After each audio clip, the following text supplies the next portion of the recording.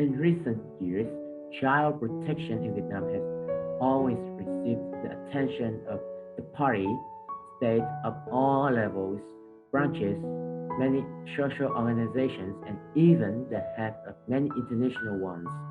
However, problems about children such as street children, kids being exploited for labor, pedophile, child abuse, children breaking the law, and so on, still have not disappeared completely.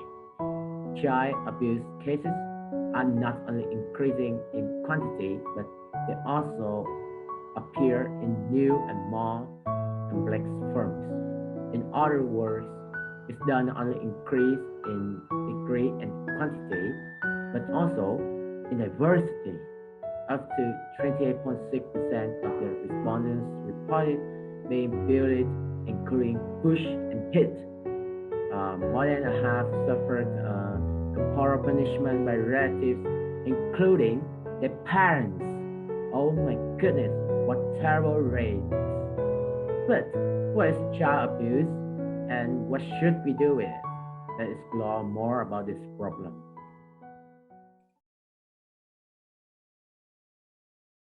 Another case of child abuse was recently happened in Vietnam. It is the story of a stepmother who abused her 8 years old stepdaughter until she died. Trang, the stepmother, beat the poor girl almost every day and abused her in that time. On December 22nd, the girl was taken to hospital, but later was declared dead on arrival. The wounds and bruises seen on her body prompted the doctor to contact the police. The police, after investigate, also said that multiple bruises on the little girl include wounds that had already been healed and are healing, suggesting that the little girl had been beaten before. It's Haley. And what's causing child abuse? Because child abuse is obviously not just physical violence towards children. This is just any form of maltreatment by adults which is violent and threatening to the child. When child abuse occurs, it's usually in the house of the abuser.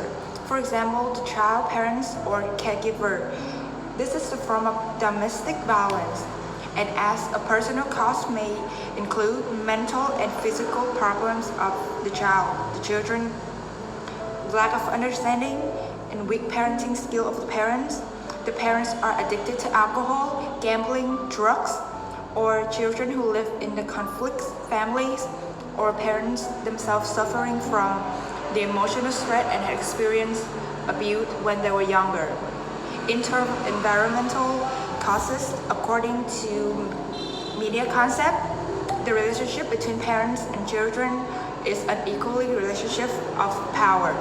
This is the relationship between the superior and the subordinate is also one of the causes of child abuse. Children lack of care, lack of education, strict management of families, lack of role model of parents and relatives are all factors that create conditions for children to be attracted, taken advantage of, and become a victim of abuse. Finally, difficult financial problem can also lead to children having to work early to earn money, to help parents and abused by it.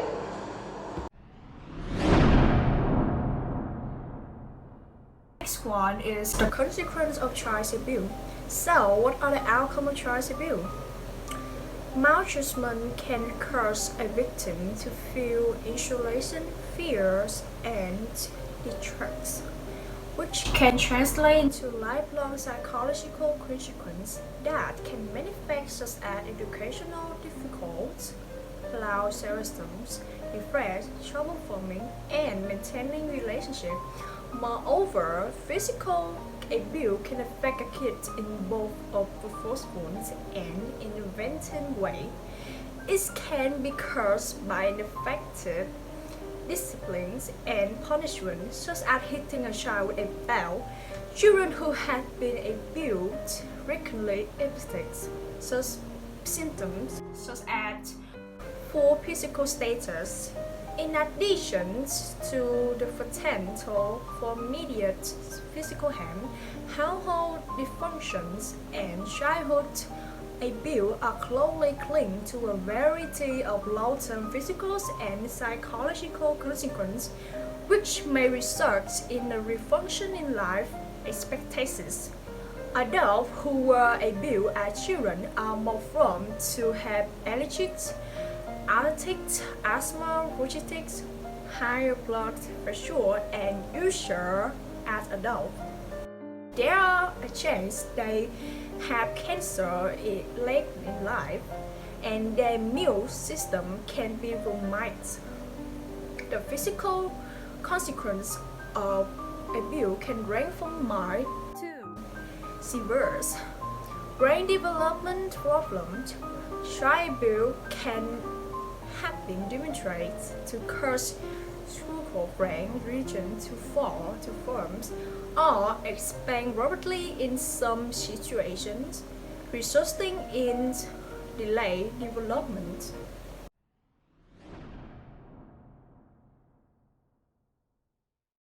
After all, how can we join our hands to decrease this problem? For the government, they need to have more particular laws to help protect the children's basic rights, like the United Nations Convention on the Rights of the Child did in more than 30 years ago to reduce the adults' lack authority to children. Moreover, stronger punishment should be implemented to punish people who abuse kids.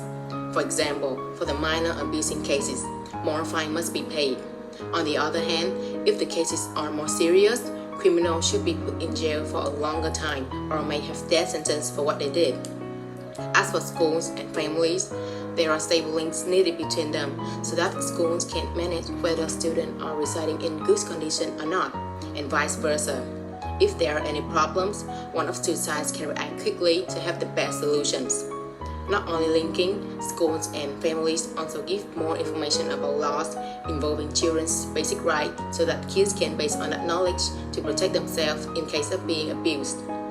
Finally, the society and community should organize more campaigns to spread the dangers and consequences of abusing so that more people can improve their sense properly. What the UNICEF, also known as the United Nations Children's Fund, has done since the time it was established. By its appearance, the abusing cases throughout the world have declined significantly annually. In conclusion, the last sentence that we want to share is, children are the future of the world. We need to protect them at all costs.